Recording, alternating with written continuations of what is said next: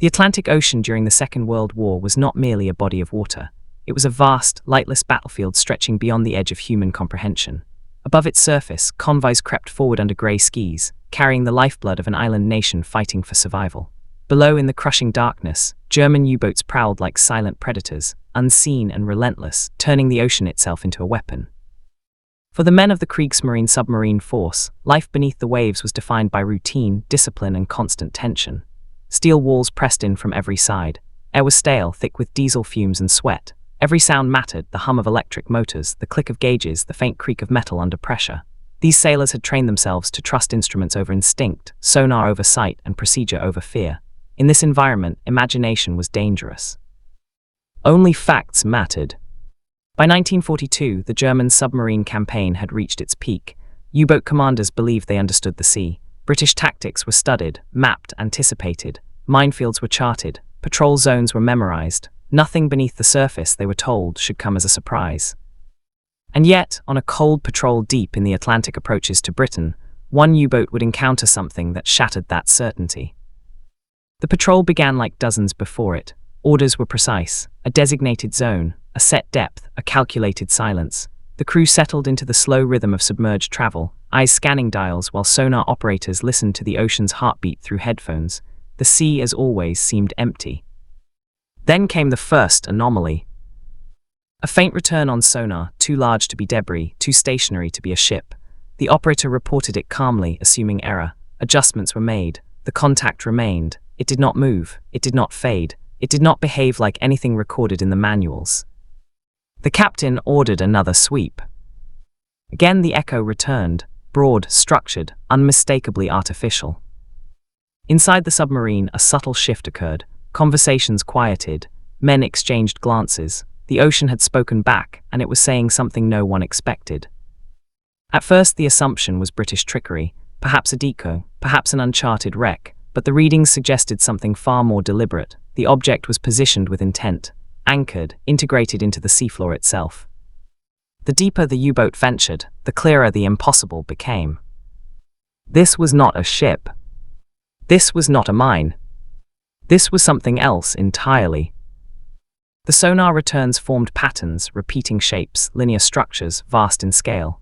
It was as if part of the ocean floor had been engineered, reshaped by human hands. For men who had spent months beneath the sea, who believed they had seen everything it could hide, the realization was deeply unsettling. One crewman reportedly whispered what others were thinking, but dared not say aloud, "This can't be real." The captain ordered silence and reduced speed. Every maneuver now carried risk. If this structure could be detected by German sonar, then surely it was designed to detect them as well. The hunter might already be hunted. In that moment, the Atlantic no longer felt empty. It felt watched. As the submarine drifted in the black water, surrounded by something unseen yet undeniably present, the crew understood a terrifying possibility. Britain had not merely defended its shores with ships and aircraft, it had extended its reach into the depths themselves. Whatever lay beneath them was not meant to be found. And once found, it could not be ignored. The war under the sea was about to change, and the men inside that steel hull were among the first to realize it. The sonar room had always been the quiet heart of the submarine. It was a place where the ocean spoke in whispers, clicks, and distant echoes, translated into meaning by trained ears. On most patrols, those sounds were predictable: the slow churn of merchant propellers, the faint rumble of escorts far above, the hollow silence of empty water. This time, the silence was different. The contact did not behave like sound usually did beneath the sea. It did not drift. It did not weaken with distance. It did not blur at the edges. Instead, it returned with sharp clarity, as if bouncing cleanly off something vast and solid. The sonar operator adjusted frequency. The echo remained. Another adjustment. Still there. What troubled him most was not the strength of the return, but its shape. Sonar normally painted the world in suggestion, not certainty. This contact, however, suggested edges, straight lines, repeating intervals, angles too precise for nature. He reported again to the captain, his voice carefully controlled. Years of training had taught him not to panic, but no training manual had prepared him for this. The captain leaned over the chart table, eyes narrowing. According to intelligence, this stretch of seabed was unremarkable. No known British installations, no recorded obstacles, nothing but cold, open water. Yet the instruments disagreed. The submarine slowed further, its electric motors reduced to a whisper. Depth was adjusted by meters, then by tens of meters, as if a different angle might make the contact disappear. Instead, the opposite happened. The structure seemed to grow. As the U-boat descended, sonar returns multiplied. One contact became many. Patterns emerged, long arcs, vertical forms, interconnected masses stretching beyond the range of the instruments. It was not a single object, it was a system. Inside the pressure hull, the mood shifted from curiosity to unease. Men spoke in hushed tones. Even routine movements felt intrusive, as though noise itself might betray them. Sweat beaded on foreheads despite the cold steel walls. The submarine, once a hunter moving freely through invisible space, now felt constrained, boxed in by something unseen. The captain ordered a full passive scan. No active pings, no unnecessary transmissions. If this structure had a purpose, it might already be listening. And that thought changed everything. For the first time on the patrol, the crew confronted the idea that the ocean floor itself could be hostile. Not mined, not patrolled, but engineered, transformed into a silent weapon. The sonar operator traced the echoes on paper, sketching what he could not fully comprehend. The drawing made no sense at first glance. Too large, too deliberate, too symmetrical. It looked less like a wreck and more like architecture. Underwater architecture. The realization struck slowly, like pressure building at depth. Britain had not only defended its surface routes, it had built something permanent beneath them. As the submarine edged forward, the contact shifted, not because it moved, but because the U-boat did. The structure surrounded their path, forming corridors and open spaces, channels that guided sound in strange ways. Sonar echoes returned faster from some directions, slower from others, distorting distance and orientation. It was disorienting. One officer quietly voiced what many were thinking. If German sonar could see this, then British systems could surely see them. The question was no longer what is it, but how close are we to being detected? The captain faced an impossible choice. Turn back and abandon the patrol, admitting ignorance of something potentially critical, or press forward risking entanglement with a secret designed to trap intruders. He chose to continue. The submarine glided deeper into the unknown, surrounded by invisible walls of steel and stone, its crew straining to interpret every sound. Each echo now felt like a warning. Each second stretched longer than the last. Somewhere above them, Britain's war continued as expected: ships, aircraft, convoys, battles. But down here in the Black Atlantic, the war had entered a new dimension. And the German crew was already inside it. What the German crew had begun to sense in fragments now revealed itself with terrifying clarity. The strange sonar returns were not random. They were not natural formations. They were not the chaos of wreckage scattered by years of war. They were deliberate. Engineered. As the U-boat carefully adjusted its depth and bearing, the sonar picture sharpened into something resembling an underwater landscape, a man-made environment shaped for a single, ruthless purpose. Long ridges rose from the seabed like walls. Gaps between them formed channels that guided sound in unnatural ways. Vertical structures reached upward, their tops disappearing into darkness beyond detection range. This was not simply something Britain had placed underwater. This was something Britain had built into the sea itself. The captain ordered the charts brought forward again, comparing every known British defence installation. There was nothing like this recorded. No intelligence briefings had ever hinted at such scale. Whatever this was, it had been hidden not just from the enemy, but from history. Slowly, the realization spread through the submarine. They were navigating inside a concealed defensive zone. Britain, long believed to be fighting a desperate defensive war, had quietly transformed sections of the ocean floor into silent fortresses. Concrete, steel, cables, listening arrays, integrated systems designed not to attack directly, but to observe, confuse, and entrap. The sonar operator reported strange acoustic behavior. Sounds bent around the structures, echoes overlapped, distance became unreliable. A ship far away could sound close. A nearby object could vanish completely. It was a nightmare for submariners trained to rely on precision. This was acoustic warfare on a scale the Germans had never imagined. At certain angles, the U-boat's own noise seemed amplified, reflected back toward itself, magnified by the geometry of the structures. The submarine was hearing its own presence echoed through the depths, as if the sea itself were pointing at them. The implications were horrifying. These installations were not passive. They were not just barriers. They were sensors, vast underwater listening systems capable of detecting submarines long before they reached British shipping lanes. By reshaping how sound traveled underwater, Britain had turned physics into a weapon. For the first time, the crew grasped the true danger. Even without being attacked, they were exposed. Every propeller rotation, every minor course correction, every human movement inside the hull could be betrayed by reflected sound. The captain imagined British operators above, sitting in darkened rooms, watching moving signals on their own displays, unaware German submarines revealed not by sight, but by the ocean itself. This explained too much.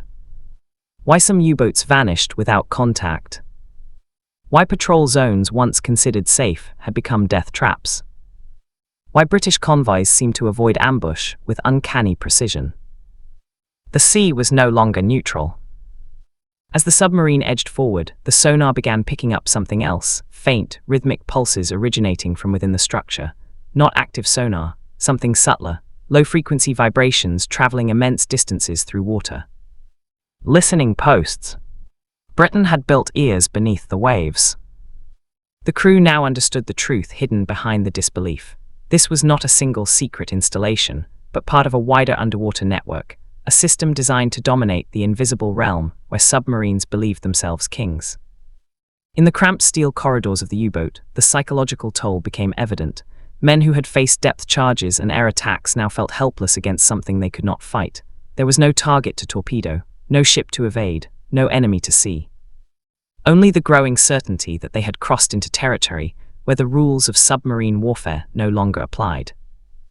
The captain made a quiet decision. They would not linger. Every additional minute inside this hidden underwater world increased the chance of discovery. The submarine began a slow, cautious withdrawal, retracing its path through the acoustic maze, hoping that silence alone might save them. But deep down, every man aboard knew the same thing. They had already been seen. The moment the U-boat altered course to withdraw, the ocean seemed to react. What had once felt like a silent, distant presence now pressed in from every direction. Sonar returns grew sharper, faster, closer. The underwater structures that had revealed themselves slowly now appeared to close ranks, their acoustic shadows overlapping until the sea itself felt confined. The submarine was no longer moving through open water. It was navigating a cage made of sound. Inside the pressure hull, orders were whispered rather than spoken. The captain understood the danger instinctively. Any sudden maneuver, a change in depth, a burst of speed, could produce noise that echoed endlessly through the engineered seabed. The structures were not walls in the traditional sense, but they controlled space just as effectively. The U-boat's greatest weapon had always been stealth. Now, stealth was being stripped away. As the crew reduced speed to the absolute minimum, the submarine's systems began to strain.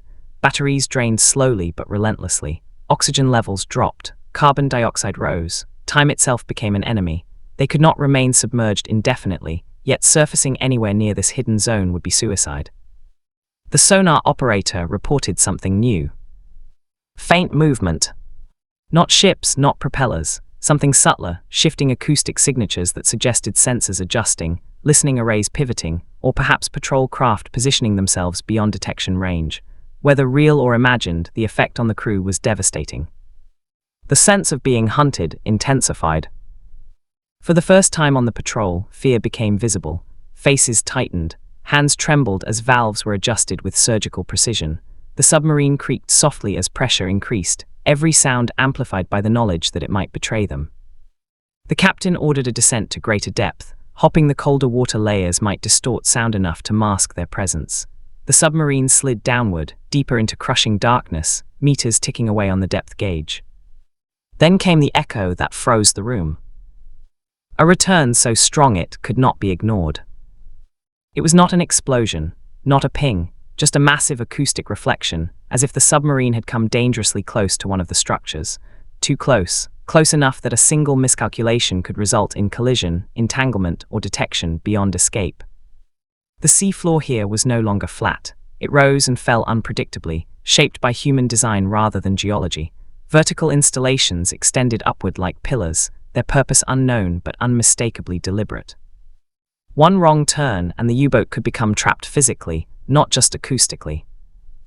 The captain made a brutal decision. They would risk speed. Electric motors increased output by a fraction. The submarine surged forward just enough to regain maneuverability. Every man held his breath as the sonar operator listened for changes. The ocean answered. Echoes multiplied, sound ricocheted between structures. For a terrifying moment, it felt as if the sea itself was shouting their position in all directions. Then slowly, the returns began to thin. The structures fell behind them. The acoustic maze loosened its grip. Minute by minute, the U-boat edged back toward open water, guided by fading echoes and sheer discipline. No alarms sounded, no depth charges followed, but the absence of attack was not comforting, it was unsettling. Because it suggested something worse. Britain did not need to strike immediately. Detection alone was enough. Once identified, a submarine's fate could be sealed hours or days later, tracked across the ocean by forces it would never see. When the sonar finally returned to the familiar emptiness of deep water, no one celebrated. The crew sat in silence, drained and shaken. They had escaped, but they had also crossed a line. They had seen something meant to remain hidden, something that redefined the nature of underwater war. The invisible trap had not closed completely, but it had left its mark. When the U-boat finally surfaced days later, far from the invisible maze it had narrowly escaped, the ocean looked deceptively normal. Grey waves rolled endlessly beneath a low sky. No signs, no markers, no hint that anything extraordinary lay hidden beneath the surface. And yet, every man aboard knew the truth. The captain began writing his report immediately. It was detailed, precise, technical, stripped of emotion, grounded in data. Sonar readings, depths, bearings, acoustic anomalies, structural echoes, patterns that could not be explained by wreckage or natural formations. He described an engineered underwater environment, deliberately designed to manipulate sound and space. He chose his words carefully. Too dramatic, and the report would be dismissed as panic. Too cautious, and its importance would be lost. When the document was transmitted to command, it disappeared into the vast machinery of German naval intelligence, filtered, reviewed, summarized, and eventually placed before officers who had never heard the ocean the way submariners had. The reaction was immediate. Skepticism. Analysts questioned the data. Could the sonar have malfunctioned? Could stress have distorted perception? Had the crew misinterpreted overlapping echoes from known minefields or seabed formations? Charts were reviewed. Nothing matched. Senior officers frowned at the sketches. Underwater fortresses, acoustic corridors, listening structures embedded into the seabed. It sounded implausible. Germany prided itself on technological sophistication. If Britain possessed something so advanced, surely there would have been earlier signs, intercepted intelligence, captured documents, aerial reconnaissance. There was none. The report was quietly downgraded in priority. The captain was summoned, questioned, and pressed for clarity. He stood by his account. He described the fear, not emotional fear, but professional dread. The fear that comes when instruments stop making sense, when the rules you live by suddenly no longer apply. Some listened. Most did not. Within the Kriegsmarine, there was an unspoken danger in admitting ignorance. To acknowledge that Britain had built something unknown beneath the sea was to admit vulnerability, and vulnerability was unacceptable in a war already turning against Germany. Other U-boat commanders had reported unexplained losses, boats that vanished without contact, patrol zones that became deadly overnight, but these were explained away as improved British air patrols, better radar, simple bad luck. The idea that the ocean floor itself had become a weapon was too radical. And so the report was filed. Not classified as false. Not accepted as true. Simply ignored. The captain returned to duty, carrying knowledge that weighed heavier than any depth charge. Each new patrol felt different now. The sea no longer felt empty. Every quiet moment carried the suspicion of unseen listeners. Every successful evasion felt temporary. Months later, more submarines failed to return. Patterns emerged, routes that once promised success now ended in silence. The Atlantic grew quieter, not because the war was ending, but because fewer German boats survived long enough to report anything at all. Only then did fragments of truth resurface. Intercepted British communications hinted at vast listening networks. Post-war analysis would eventually reveal early forms of underwater detection systems, experimental acoustic defenses, and seabed installations designed to deny submarines the advantage of invisibility. But for the men who first encountered it, that knowledge came too late. The report that could have changed tactics, saved lives, and reshaped strategy had arrived before the world was ready to believe it. History would remember victories and defeats, tonnage sunk and ships lost. It would not remember the moment when a handful of submariners tried to warn their command that the sea itself had turned against them. By the time the war began to turn decisively against Germany, the truth was already woven into the depths of the Atlantic, silent, unseen, and irreversible. The German submarine force, once feared as an invisible arm of destruction, found itself slowly stripped of its greatest advantage: invisibility. Britain's underwater secret had never been meant to win the war in a single moment. It was not designed for spectacle or dramatic confrontation. Instead, it was built for patience, a quiet system that reshaped the battlefield without ever announcing its presence. Beneath the waves, the ocean floor had been transformed into an extension of Britain's defensive network. Early hydrophone arrays, experimental acoustic barriers, seabed listening posts, and engineered sound-reflecting structures worked together to create zones where submarines could no longer move unseen. The sea itself became an informant. German U-boats still prowled, torpedoes were still fired, ships were still sunk, but something fundamental had changed. Increasingly, British escorts arrived too quickly. Convoys altered course before attacks could be launched. Depth charges fell with unnerving accuracy. To the crews inside the submarines, it felt like fate turning against them. In reality, it was physics. Sound traveled differently now. The same principles submariners had relied upon for stealth were being used against them. Noise was captured, guided, and interpreted by systems that did not sleep, did not panic, and did not grow tired. By 1944, the Battle of the Atlantic had become a war of detection rather than destruction. Submarines were hunted before they ever fired a shot. Many never knew they had been detected at all. After the war, the fragments came together. Captured documents, declassified reports, allied technical assessments. What once sounded like madness in a dismissed report now appeared logical, even inevitable. Britain, facing existential threat, had pushed technology beyond doctrine, blending engineering, acoustics, and geography into a new form of warfare. The German captain's account, long buried in archives, gained new meaning. His disbelief had not been fear, it had been recognition, the moment he realized the rules had changed. This was the birth of modern undersea warfare. Cold War sonar networks, ocean-spanning listening systems, submarine detection grids stretching across continents, all of them trace their lineage back to those early wartime experiments hidden beneath British waters. What the German crew had stumbled upon was not just a secret, it was the future. A future where the ocean would never again be truly empty. Where silence would no longer guarantee safety. Where being unseen would require more than darkness and depth. The Atlantic, once a place of mystery and concealment, had become a monitored space, its depths measured, mapped, and listened to. And somewhere beneath those waters, long after the war ended, remnants of those first hidden structures remained, silent, forgotten, still listening to the echoes of history. The men who first encountered them never heard the phrase that would later define their experience. But they lived it. This can't be real. Until it was.